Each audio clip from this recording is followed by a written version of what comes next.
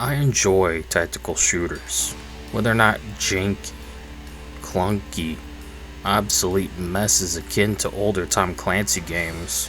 After all, you tell me how using the Z button to use iron sights and pressing the spacebar to shoot your gun is a good idea. I'll wait. Yeah, exactly, it's not. But honestly though, outside of the sad fact that this genre is a mess and not really approachable for most people for good reason, it's still fun to get into some of them, especially when they offer customization and creation tools, akin to SWAT 4 or Rainbow Six Vegas 2. Element. Get her open and clear it. On it.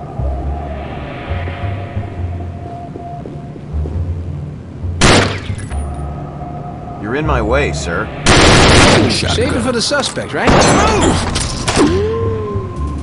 So I decided to go back and check out another tactical shooter I used to play a lot back in the day. One I've not touched in almost 2 whole years. With an upgraded computer, I should be able to play this game better than ever. And I wanted to see if the developer had delivered on anything since 2023. Kill us! This is Black One Blood Brothers, a tactical shooter where we control everything in a game I don't see many talk about. Even the larger YouTubers like G-Man Lives and Jarek the Gaming Dragon. So since I have nothing else going on right now, I might as well check in and see how well this game is doing. Will you join me?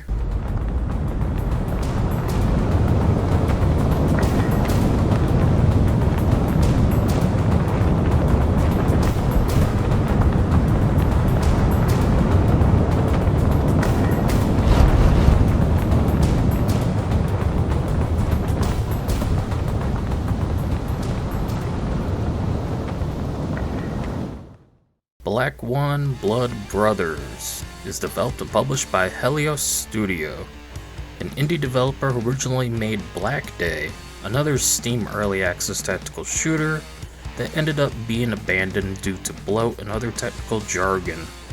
So he remade the game from scratch, which led us to Black One Blood Brothers. Yeah, quite a name change. No shit. Everyone who owned Black Day got a free copy of BOBB. It's been in early access for years now, and after not playing since 2023, with an upgraded computer to boot, I wanted to go back and see if it's any good. Had it been worked on after nearly 2 years? Well, it's changed a bit for sure. Let's get into it.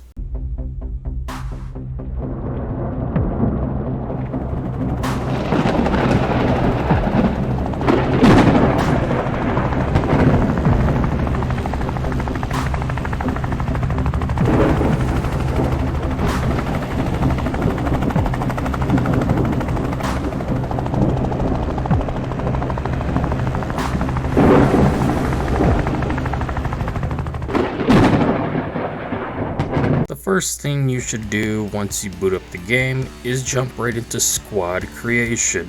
Yep, that's right, this game lets you make your own squads, but that's not all. You can also make your own weapons. Holy shit! No way! When making a squad, you'll notice there's 8 members, so get ready to get to work and be creative. If not, just select the preset option for those who are akin to being lazy. Finally, a game for me! When it comes to making an operator, you're not given much to work with. Just choose their height, one of 4 faces that don't really change much between them, your hairstyle and color, eye color, skin color, eyebrows and color. Then, you got a few tattoo options, your voice, the voice pitch, name, stance, skills, and then it's off to the loadout. Oh, my favorite! In loadout, you got a ton of options from choosing your basic clothing to your armor and weapons. You'll have to be careful as there's 3 bars below everything. These are weight, armor, and camouflage, each being self-explanatory. But for those who don't know... You stupid! White will determine your movement speed and fatigue, and the green is best. After that, you won't be able to climb high points in yellow. Then in orange, you can't sprint or run at all. Then red is you can't basically do anything at all and move so slow you might as well just give up. Armor will determine how likely you are to survive getting shot at. Will you end up like Kennedy or be like 50 Cent? Your camouflage determines how quickly you'll be spotted. Duh. But wait! There's more! Now, you gotta set up your primary and secondary weapons, where you can make your own weapons by selecting a framework and then choosing the stock, magazine, sight, barrel, and attachments. There's a graph on the right to showcase its stats, so go ahead and mess around with the system. But if you find it too overwhelming, you can just select a preset weapon. Oh, thank God! After that, you got grenades, explosive devices, and some other stuff like toolkits for completing objectives during missions, medical supplies, goggles, binoculars, drone, shield, knife, and radio. Though remember the weight system, and make sure you designate each operator a different role, so you can have everything covered while making everyone more effective in combat. Duh. There's even a photo mode in the main menu, giving you the ability to pose your squad mates, which is neat to show off your bros to your bros. Smile? Come on, where's that smile? Is it gonna kill you to smile? I see a smile. Man, fuck you guys, man. But wait, there's more. You also have another editor. Oh, Jesus Christ. This one is the map editor, which is incredibly clunky and unintuitive. What a big word. You have to place each individual piece of a building, tree, rock, you name it. There's no paint tool for foliage, which makes no sense. There's no copy and paste option either.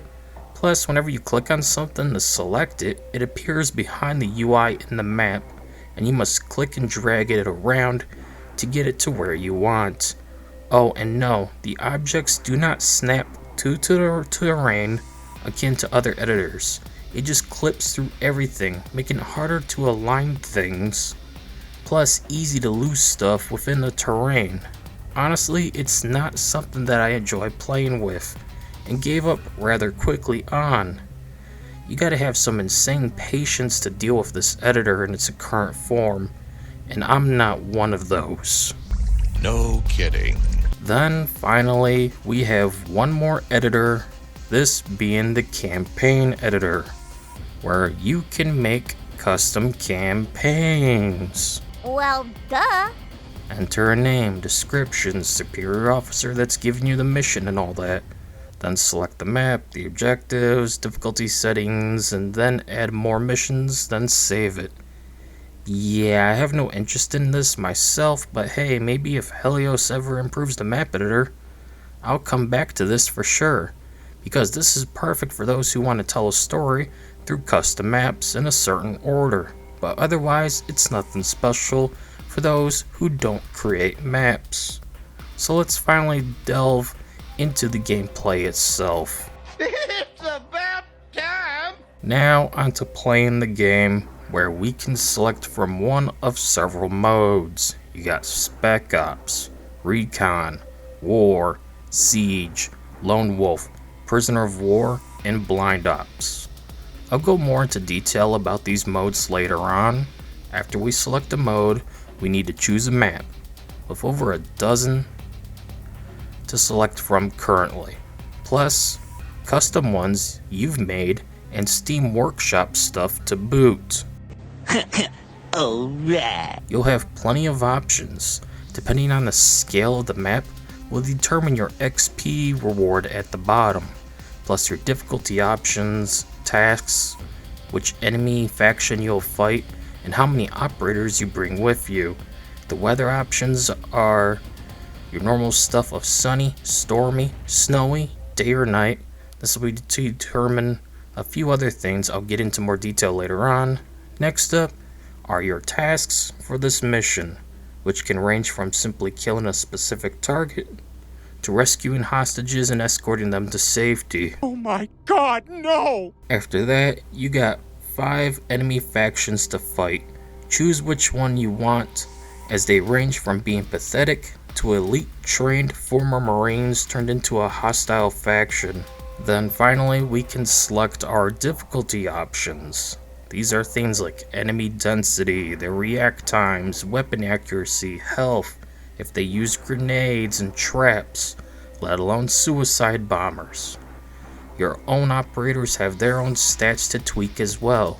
Basically, you can make it challenging as you want or casual as you wish. Bring it on.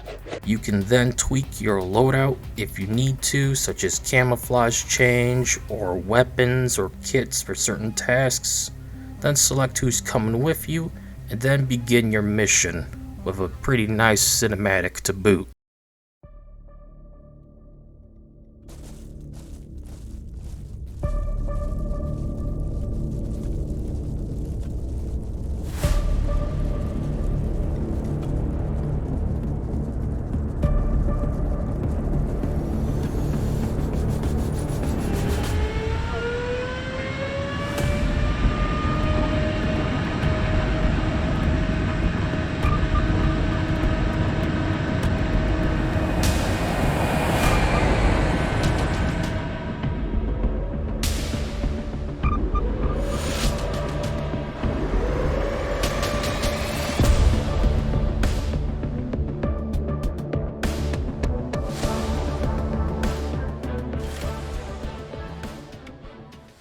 Right on!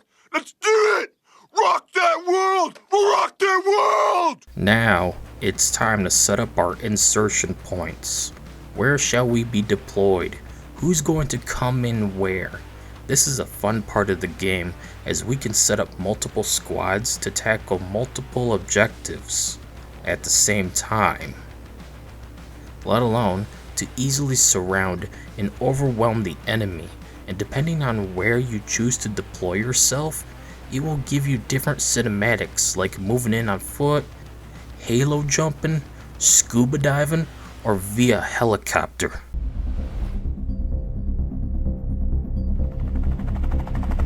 Can we use Linux? You can't use Linux to defeat terrorism, Buddha. You'd be surprised of the power of Linux. Can you shut the fuck up?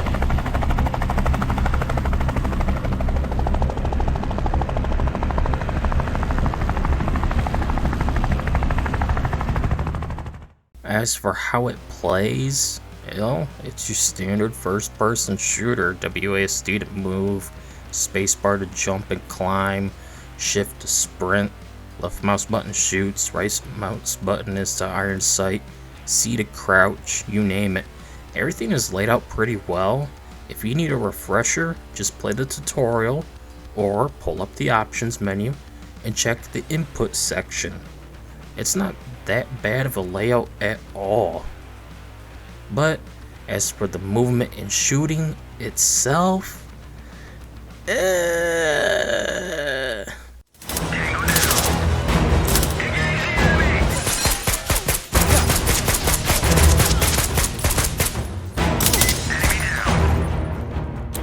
it's definitely not Black Ops 2, but it's not as bad as SWAT 4.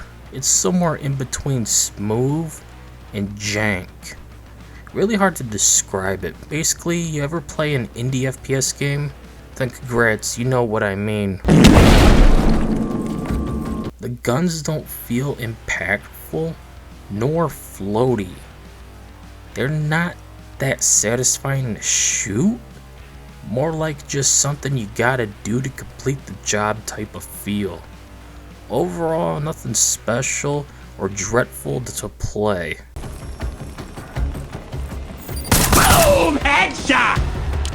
But what about the commands and tactics? Well, you can issue individual orders via the J button for quick commands, or press caps lock to bring up a 3D map of the entire level where you can issue commands more in depth, and the game will pause during this. This is good for them. You need to position people in certain places akin to a sniper on high ground, or to move your secondary squad to another objective for them to complete, while you deal with one on the other side of the level. Within this system, you can alter their spacing, formation, movement speed, engagement with the enemy to only be when necessary, or to shoot on sight, you name it. It's a neat system you don't see in most other tactical shooters. They usually just keep it simple for you to say follow or stay put.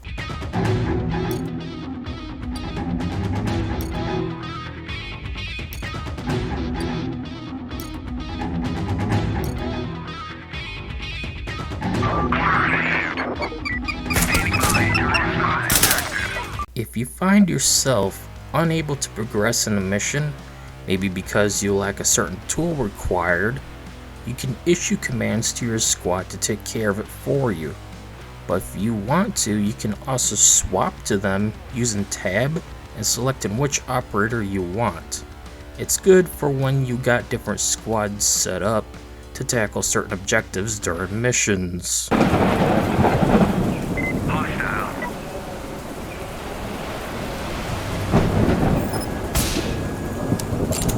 White squad going for the meeting ambush and getting the briefcase. Red squad taking out enemy patrols with snipers as they move towards the bomb for defusal. Green squad taking out an anti-air battery so you can get a UAV support.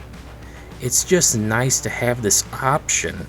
It keeps the game from getting stale, always playing the same characters, especially since you're the squad leader by default. Tasks are your objectives to complete in every mode, though they range depending on what mode it is, plus if you selected the task yourself or allowed the game to dynamically add them mid-mission. These range from simply killing a specific target to collect a briefcase from a meeting you ambush, to gathering intel from laptops, to burning weapon caches, rescuing hostages, capturing a specific target, defusing a nuke, and more. That's all it is? It's not hard to complete them either. Shoot something, press F on something and wait till it's complete, or escort NPCs to a designated location. Once you've completed all your tasks, it's time to evac. So take your squad to the designated point and the mission is over.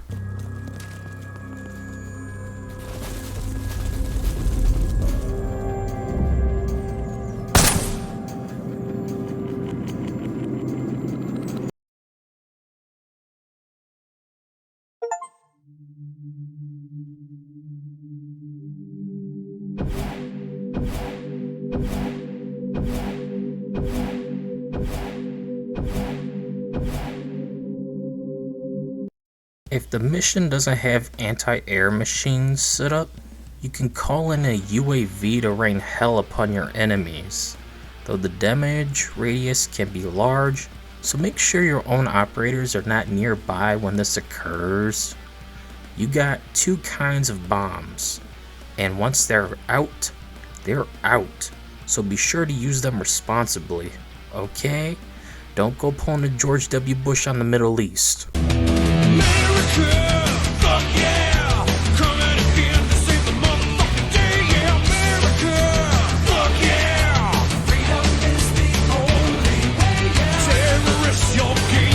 When equipping your operators, you'll notice a drone slot.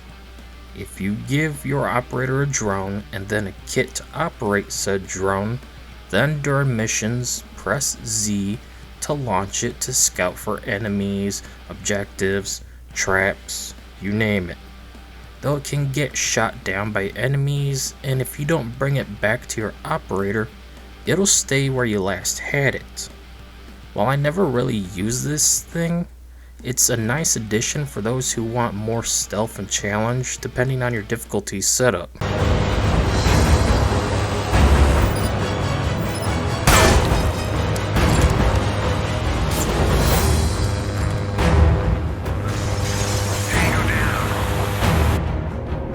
During missions, expect to lose your operators quite often if they're not well prepared. If you lose an operator, they can either be wounded or downed or killed in action. If another operator is equipped with medical kits, they can attempt to revive them if they're not dead.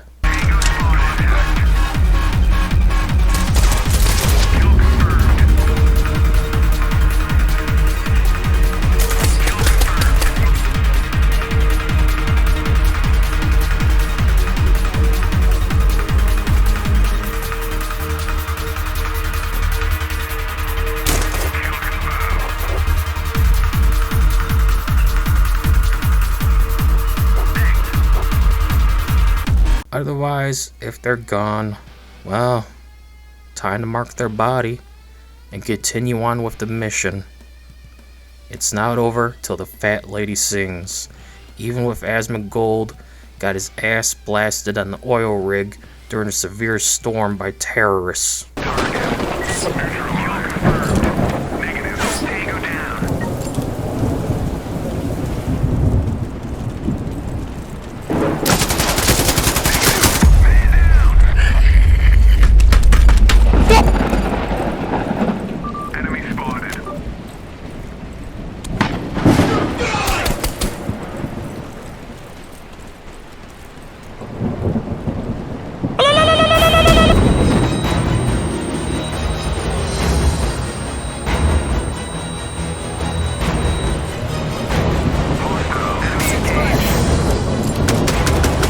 Don't worry though, they're not gone forever. Just for that mission. Thank God too. XCOM 2, this is not. Oh, thank God. You can play missions during the day or night, plus change the weather. The only thing that affects gameplay is time of day. Nighttime it's harder for the AI to see, but they can hear better. During the day they can see better, but not hear as well. Given when it's colder, sound travels more. If you walk around at night, you know what I mean when I say it's not exactly quiet. No matter your weight, the cold air rising causes the floors to be louder as you walk on them. God, I hate that. It's easier to stealth during the night than the daytime as per usual basically. But your own AI-controlled operators will not be as effective because of the darkness, even with flashlights, laser sights, and night vision goggles equipped. It's just the way it is. But one thing I do have to say is I'm glad we have so many weather options, as it really creates a neat atmosphere to play in. Whether we're going dark and getting into a house full of terrorists, Enemy engaged. Kill confirmed.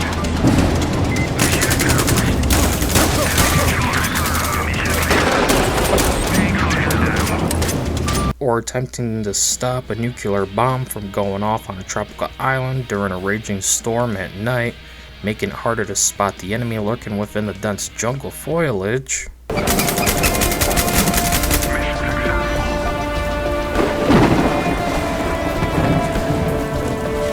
You got clear, cloudy, rain, thunderstorm, snow, blizzard, foggy, and even stuff in between. It's just neat seeing all these maps at different times of day with different weather patterns. Enemy neutralized. Negative. The default maps on offer are pretty good. They range in detail and scale. Plus, not all maps are usable in every single mode. They come in a selection of jungles, tropical islands, Arctic bases, desert compounds, forests, mountains, a small house, a villa, a hospital, and even a shopping mall. Oh man, if only there was a zombie mod for this. As to how they all play will be different each time you play them, given the RNG aspect of the objective and enemy placement. Plus, depending on what objectives you selected to, will determine your overall experience. Get on with it. Yes, get on with it! Okay, so basically, The best for Spec Ops is House, Villa, and Hospital. The best for War is any of the large maps like Lost Island, The Sanctuary, Burnwood Mansion, University, and Offshore Drilling. Plus, you got a Steam Workshop of content to explore too, so there's tons of maps to play with. Shut up and take my money! The only 3 modes I'll cover are Spec Ops, War, and Siege. The rest are not good and not worth talking about. You can experience them for yourself if you want, but I'd rather play the funner modes. So Spec Ops is your standard experience. You got tasks and must complete them, main and optional stuff depending on how you set things up. Basically, think of this mode as your standard Tom Clancy experience. Run around, kill enemies, gather stuff, destroy stuff, save hostages, capture targets, escort them to the evac zone, rinse, and repeat.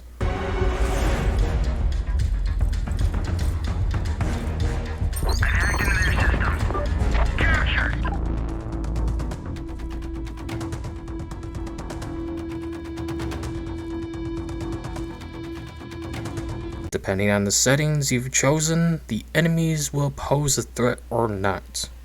But also, not really because the AI sucks.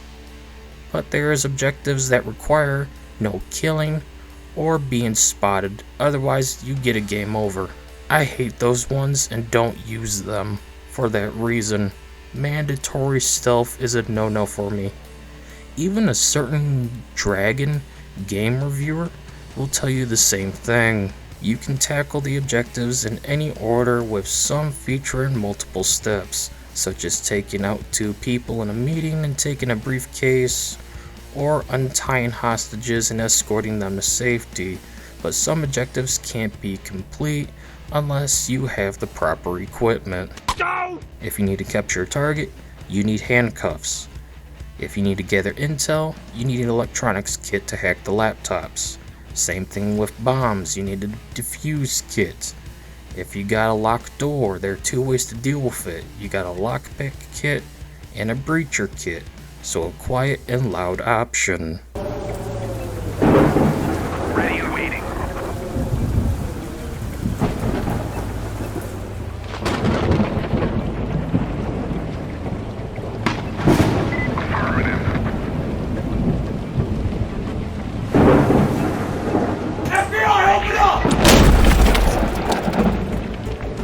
You can fail some objectives, but it's best to complete them all for the best score and the most experience. Unlocking the Steam achievements, in-game achievements, and ranking up your profile.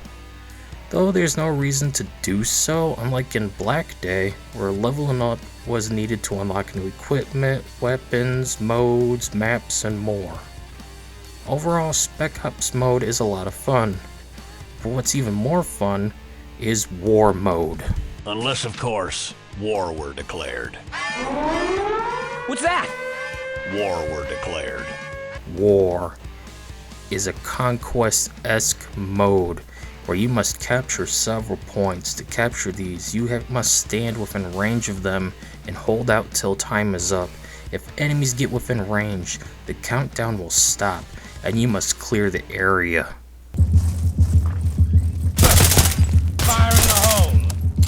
Enemies will spawn in non-stop too, so be sure to conserve ammo, spread out your squad, and capture each point to win.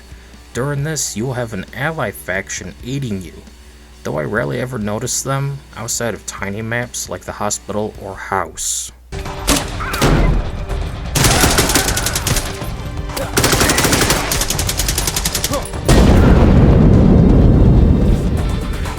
This mode is fun, but not as enjoyable as it was in Black Day, because there, we had vehicles and tons more enemies and allies fighting.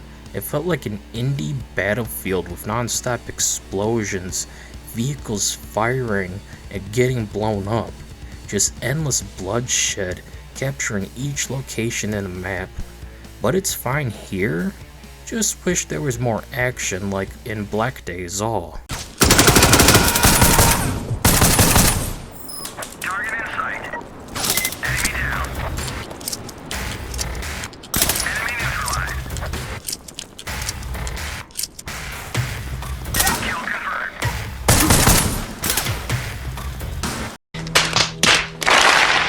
Siege mode has you fighting off endless waves of enemies for a set amount of time, with a tacked on secondary you can skip out on. During this, you and your squad will be attacked from all directions.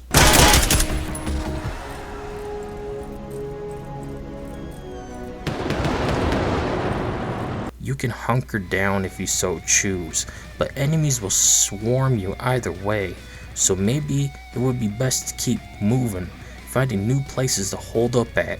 Check your equipment, ammo, health, and med supplies, making sure your squad is in fighting shape. Target down.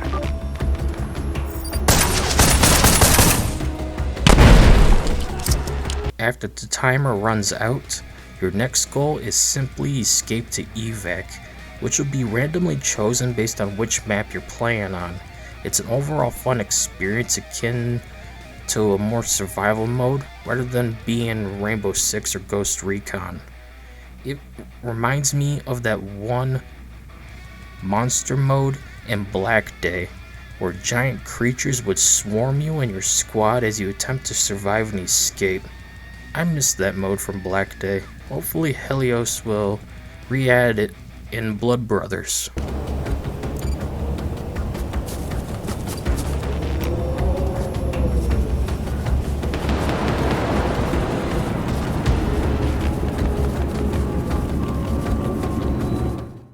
Given this is an Unreal Engine game, you can expect tons of performance issues. No matter how powerful your computer is, anything using this engine will run horribly. Even on consoles, it's a mess. So yes, Black One Blood Brothers suffers from this as well. It can be a problem at times, especially if you're in a firefight and things get choppy. But it's just something we have to deal with until Epic Games decides to quit cramming a bunch of pointless shit into their bloated graphics whore engine. It's true, but he shouldn't say it. You can't expect much from indie developers, but I cannot stand how bad the AI is in this game. They'll get stuck on props, fail to route towards the pathway you've set up, and just stand there to get shot to death, or let you shoot them as if it's an enemy. For a tactical shooter, this isn't exactly a good thing. I would expect this from a Bethesda game. It's part of their janky experience.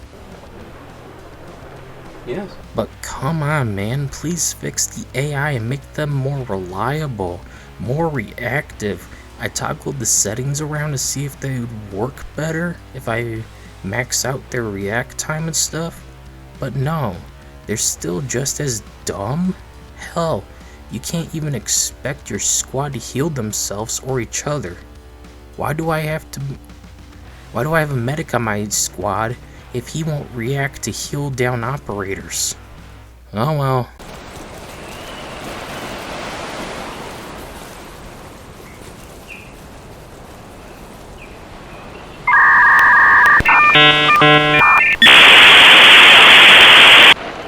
You stupid. Bruh. Contact. Hostile. Got sights on target. Got sights on target. Hostile detected. Two things I noticed right away is they removed the canine units from the game. Used to be able to bring dogs with you to scout and locate hazards. It would take up a kit slot akin to the drone or defusal kit.